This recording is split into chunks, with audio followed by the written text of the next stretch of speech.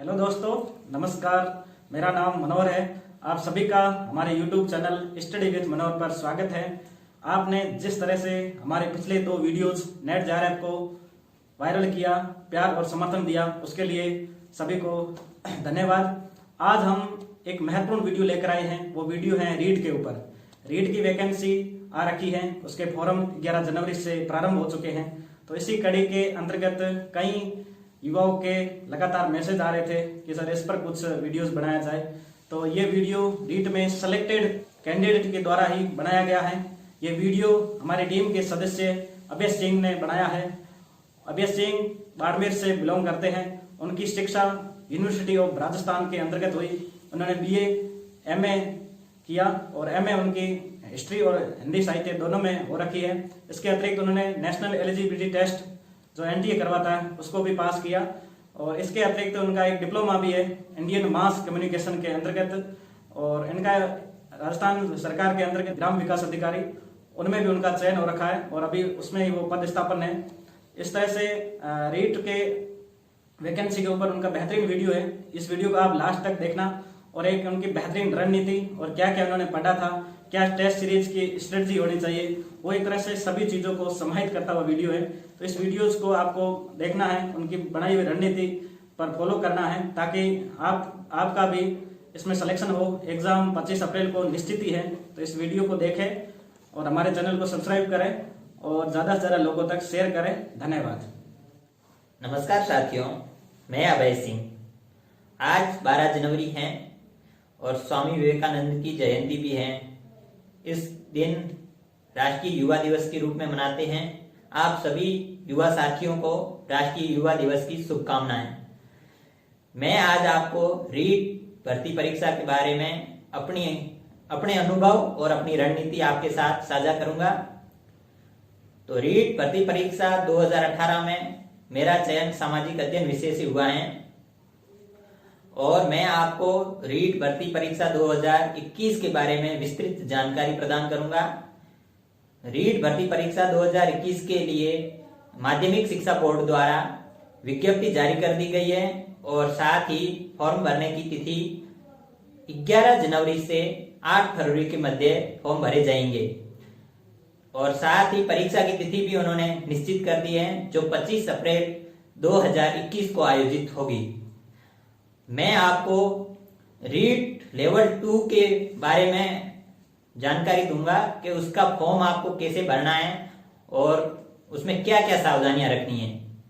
रीट का फॉर्म भरते वक्त आपको समस्त जानकारी फॉर्म भरते समय विशेष रूप से जो आपको रोल नंबर वगैरह जो भी चीजें आपके नाम वगैरह जन्म तिथि वो एकदम फॉर्म में देख के भरे। कई बार सिली मिस्टेक्स हो जाती है, उसकी वजह से आपके फॉर्म में कुछ दिक्कत आएगी। जब आप चयन के पश्चात तो आप फॉर्म में जो चीजें आपकी मिसमैच होगी तो उसके लिए आपको परेशानियां उठानी पड़ सकती है। तो आप एक तो विषय का चयन करते वक्त प्रथम और द्वितीय जो आपको 2 विषय चयनित करने पड़ेंगे जो 30-30 नंबर के उनमें प्रश्न पूछे जाते हैं। आप उसमें कई विषय है जैसे हिंदी हो गया, इंग्लिश हो गया और संस्कृत है और उर्दू, पंजाबी, कई विषय हैं। तो आपका अपनी रुचि के अनुसार और आपका स्ट्रॉन्ग पक्ष कौन सा है उसको देख के आपका चयन करना है कि मैं हिंदी में कंफर्टेबल हूँ या इंग्लिश में कंफर्टेबल हूँ। तो आप उस हिसाब से अपने आसपास में मित्रों से, गुरुजनों से, कहीं से भी उसका पता करके आप जो आपको रुचिकर और आपकी पकड़ वाले विषय हैं वही चयन करें। इसका विशेष रूप से ध्यान रखें कि पहला विषय कौन सा चुनना है और दूसरा विषय कौन सा चुनना है, क्योंकि कई बार हमसे मिस्टेक्स हो जाती है, उसका परिणाम हमें परीक्षा में नकारात्मक मिलता है। इसलिए आप विशेष रूप से इस चीज का ध्यान रखें और फॉर्म जितना जल्दी हो सके उतना भर दें, क्योंकि आजकल लगभग 10 लाख से आसपास जो फॉर्म भरे जाएंगे और सर्वर बहुत स्लो रहता है। इसलिए आपको जितना जल्दी हो सके फॉर्म भर दें, अन्यथा अंतिम तिथि का इंतजार में आप फॉर्म भरने से वंचित भी रह सकते हैं। अब मैं आपको परीक्षा के पैटर्न के बारे में बताऊंगा। इस परीक्षा में कुल 150 प्रश्न पूछे जाएंगे और 3 घंटे का समय होगा और प्रत्येक प्रश्न की जो मार्किंग है वो एक क्वेश्चन का एक ही मार्क्स होगा। तो आपको 150 क्वेश्चन में जो डिस्ट्रीब्यूशन है क्वेश्चंस का वो ये है कि 30 नंबर की आपके प्रथम विषय जो चुना है वो आएगा, 30 नंबर आपके जो द्वितीय विषय है उसके संबंधित पूछे जाएंगे, और 30 प्रश्न जो मनोविज्ञान से संबंधित होंगे वो पूछे जाएंगे, और बाकी जो 60 क्वेश्चन होंगे वो आपके सामाजिक अध्ययन विषय से संबंधित होंगे, और आपको इससे पूरा मतलब 150 क्वेश्चन हो जाएंगे और आपको इससे संबंधित आगे टॉपिक। तो फॉर्म और परीक्षा के पैटर्न के बारे में हमने आपको बता दिया। अब हम जो पुस्तक सूची मैंने जो पुस्तकें पढ़ी और जो मार्केट में सबसे रिलायबल सोर्स है उनके बारे में आपको बताऊंगा। तो विषय के चयन में जैसे मैंने हिंदी और इंग्लिश विषय का चयन किया था, तो आप हिंदी के लिए व्याकरण का जो सेगमेंट आता है उसके लिए आप कक्षा 9 से 12 तक के लिए एक पुस्तक आती है, राजस्थान माध्यमिक शिक्षा बोर्ड द्वारा प्रकाशित होती है, उसे आप व्याकरण के लिए पढ़ें तो वो बेहतर रहेगी। और जिस किसी ने वो पुस्तक पढ़ रखी है और अधिक जानकारी के लिए वो खुद को उसके पास समय है और वो पढ़ना चाहता है, तो राघव प्रकाश की पुस्तक जो आती है वो आप पढ़ सकते हैं। अब बात करते हैं कि हिंदी विषय के अंदर जो शिक्षण विद्या आती है उसके लिए आप एक मंगल प्रकाशन करके पुस्तक आती है, मैंने उस पुस्तक को पढ़ा था, तो आप भी उस पुस्तक को प्रिपेयर कर सकते हैं अपने लिए, और उससे लगभग मुझे सारे प्रश्नों के उत्तर मिल चुके थे, तो इसलिए वो बेहतर है विकल्प आपके पास। और मैंने जो इंग्लिश विषय चुना था उसके लिए मैंने एक ही पुस्तक पढ़ी थी, रस्तोगी और नीतू सिंह की पुस्तक आती है, उसमें पूरे सवाल और मिल चुके थे, और मेरे उसमें इंग्लिश में कुल 24 क्वेश्चन राइट हुए थे, तो वो सबसे बेस्ट है बुक, आप जरूर उसको पढ़ना चाहिए इंग्लिश विषय जिसने चयन किया उसके लिए। और अधिकतर लोग संस्कृत विषय का चयन करते हैं, उसके लिए साफल्यम शिक्षण संस्थान की एक पुस्तक आती है, वो बहुत बेहतर पुस्तक है, आप उसे पढ़ सकते हैं जिस किसी व्यक्ति ने वो संस्कृत विषय यदि चयन किया है तो। और अब हम बात करते हैं तीसरा सेगमेंट है जो मनोविज्ञान है, उसके लिए बाजार में कई पुस्तकें अवेलेबल है, तो आपको यदि सही रणनीति और परीक्षा में चयन के लिए यदि कोई पुस्तक अच्छी पुस्तक स्तरीय पुस्तक चुननी हो तो वंदना जादौन की पुस्तक आप सबसे पहले उसे पढ़ लें, बहुत अच्छी पुस्तक है, उससे लगभग सारा सिलेबस भी कवर हो जाता है और बहुत अच्छी भाषा है उसकी जो बोधगम्य है आपके लिए।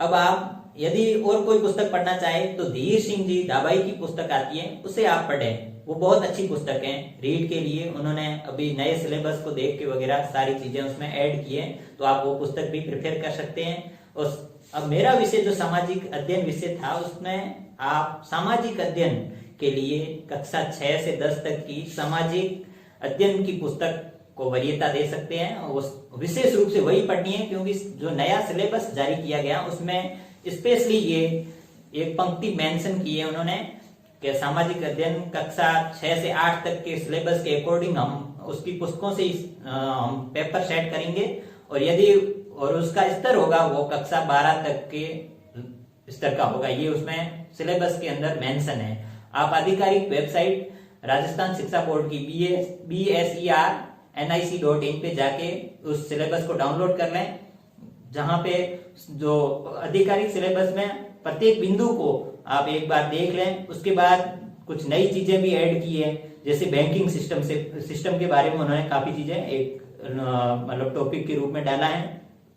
तो बैंकिंग के लिए आप जैसे मैंने एक RBI की वेबसाइट पे कुछ चीजें देखी है जो हिंदी विषय में हिंदी के अंदर भी अवेलेबल हैं, तो आप RBI की वेबसाइट पे जाके हिंदी में जो चीजें हैं बैंकिंग सिस्टम RBI के कार्य वो वहां से देख सकते हैं। साथ ही आपको राजस्थान के अंदर जो राजस्थान अध्ययन की पूर्व में पुस्तकें प्रचलित थी वो है, और नए सिलेबस की जो पुस्तकें राजस्थान अध्ययन से संबंधित हैं वो कक्षा 6 से 10 तक आप विशेष रूप से पढ़ें। ये थी बुक सूची जिसे मैंने पढ़ा और मेरा जो स्कोर है बहुत अच्छा रहा और मैं चयनित भी हुआ हूँ तृतीय श्रेणी शिक्षक के लिए। हमने फॉर्म पैटर्न और सिलेबस के बारे में सारी बातें कर ली है, आपके पास पुस्तक सूची भी अवेलेबल हो गई है। अब हमारे पास एक ही रणनीति होनी चाहिए कि 100 दिन बचे, सिर्फ और सिर्फ 100 दिन है आपके पास कि कैसे आप रीट परीक्षा में सफल हों। तो आप एक चीज ये करें कि सर्वप्रथम आप आधिकारिक जो सिलेबस है उसे अपने पास जो फिजिकल फॉर्म में रख लें और उसके बाद आप पुस्तकें हैं वो मार्केट से या परचेज कर लें। और बाकी आप जो पुराने प्रश्न पत्र का संग्रह है वो अपने पास विशेष रूप से रखें, और जब आप कोई चैप्टर पढ़ रहे हैं तो वहां से कौन सा क्वेश्चन पूछा गया है तो वो साथ साथ देखते चलेंगे तो आपको एक आइडिया लग जाएगा कि आपके लिए क्वेश्चन कहाँ से पूछा जा रहा है और उसमें क्या उस क्वेश्चन बनाने की जो शैली है वो क्या है। जैसे कई नकारात्मक प्रकृति के सवाल होते हैं जिसमें वो नहीं लिखा होता और हम स्किप कर जाते हैं, तो वो क्वेश्चन कई बार हमारे बहुत ज्यादा गलत होते हैं। तो ये विशेष ध्यान रखना है प्रश्न पढ़ते वक्त भी कि इसमें नकारात्मक शैली का है या इसमें कोई कारण पूछा है, या तो वो आप ध्यान रखें। और जो तथ्यात्मक जानकारी है उस पर आप कम फोकस करें तो ठीक रहेगा। और जो पहले पढ़ रहे हैं तो आप जो अवधारणात्मक है चीजें वो बहुत अच्छे से ज्ञान समझ के साथ पढ़ें। आजकल सवाल अवधारणा के संबंधित जो सवाल है वो ज्यादा आते हैं, तो आप उन प्रश्नों को भी अच्छे से पढ़ें और तथ्यात्मक जानकारी को आप नोट आउट करते रहें, अपने शॉर्ट नोट्स बनाएं। जिससे क्या आपको परीक्षा के पहले 8-10 दिन आप जो रिवाइज कर रहे हो चीजें उन्हें शॉर्ट नोट्स में आपके पास होगी तो आप अच्छे से रिवाइज कर पाएंगे, उसको अच्छे से मेमोराइज कर पाएंगे और उससे आपको परीक्षा में बहुत अच्छा फायदा मिलेगा। अब आपको ये है कि आप अपने जीवन में कोई भी चीज कर रहे हो तो आपको एक डेडिकेशन और वो जो जज्बा है अंदर से जगाना है। तो मैं हमेशा जब भी चीजें देखता हूं तो मेरे आदर्श पुरुष स्वामी विवेकानंद को मैं फॉलो करता हूं। उनकी एक पंक्ति हमेशा मेरे जेहन में रहती है, वो है उठो जागो लक्ष्य तक पहुंचे बिना मत रुको। तो आप हमेशा वो चीज अपने लिए जो भी हो, आप किसी और व्यक्ति या आइडियोलॉजी को फॉलो करते होंगे, आप किसी और आपके परमपिता परमेश्वर या आपके भगवान अल्लाह क्रिश्चियनिटी में ईसा, उसको आप जिसको भी फॉलो करते हो आप उसको ध्यान में रख के आप अपने अध्ययन में सकारात्मकता और पॉजिटिविटी हमेशा बनाए रखें। और आपको जब आपने सिलेबस का एक बार अध्ययन कर लिया है तो आप विशेष रूप से उसका रिवीजन समय समय पर साथ में करें। और एक विशेष जानकारी जो आपके लिए अधिक से अधिक जितने टेस्ट आप दे सकते हो उससे आपकी क्या क्वेश्चन करने की जो प्रैक्टिस है वो भी हो जाएगी और आप किस तरह से क्वेश्चन को हैंडल करते हो और एग्जाम का प्रेशर है उसके अकॉर्डिंग आपको बहुत फायदा मिलेगा जब आप परीक्षा के अंदर बैठोगे। और एक चीज होती है, कई बार हम जब सिली मिस्टेक्स होती है कहाँ पे क्वेश्चन पढ़ने में, और कई बार ओमार शीट भरते हुए हमारी गलती हो जाती है जिसकी वजह से हमारे 2-3 क्वेश्चन बबल गलत भरे जाते हैं, जिसकी वजह से हम चयन से भी वंचित हो जाते हैं। क्योंकि एक 0.01 पे लगभग 30 से 40 लोग आ जाते हैं चयन सूची में। आप जब सूची उठा के देखोगे उसमें आपको बहुत यानी ये लोग मिलेंगे। तो आपको ये ध्यान रखना है कि बबल भरते वक्त कैसे ध्यान रखना है। तो अब आप जब ओमार शीट भर रहे हो तो आप अभी टेस्ट दोगे तब ओमार शीटें मार्केट में अवेलेबल होती है, तो आप खरीदें ओमार शीट से भरें कैसे प्रश्न पत्र में क्वेश्चन पढ़ा फिर ओमार शीट में बबल भरना है, तो वो विशेष ध्यान रखें। अब ये है कि आपके पास 100 दिन है, उसके अकॉर्डिंग आप रणनीति बना लें और हमेशा शाम को जब आपने एक बार सिलेबस कर लिया है तो टेस्ट जरूर दें। और इसके साथ ही आप जो चीजें हैं उनको बार बार रिवाइज करें और जो सेल्फ स्टडी है वही इसके सिलेक्शन का आपका जो आधार है वो सिर्फ और सिर्फ सेल्फ स्टडी है। आप ज्यादा से ज्यादा सेल्फ स्टडी करें और टेस्ट पेपर दें। और यदि आप स्तरीय संस्थान से कोचिंग ली उसके नोट्स भी आप प्रिपेयर कर सकते हैं, ठीक है। और बाकी आपको अपने अध्ययन के लिए अग्रिम चयन के लिए भी शुभकामनाएं। और आप जितना ज्यादा हो सके वो आप अध्ययन पे ध्यान दें, फालतू की नकारात्मकता से बचें।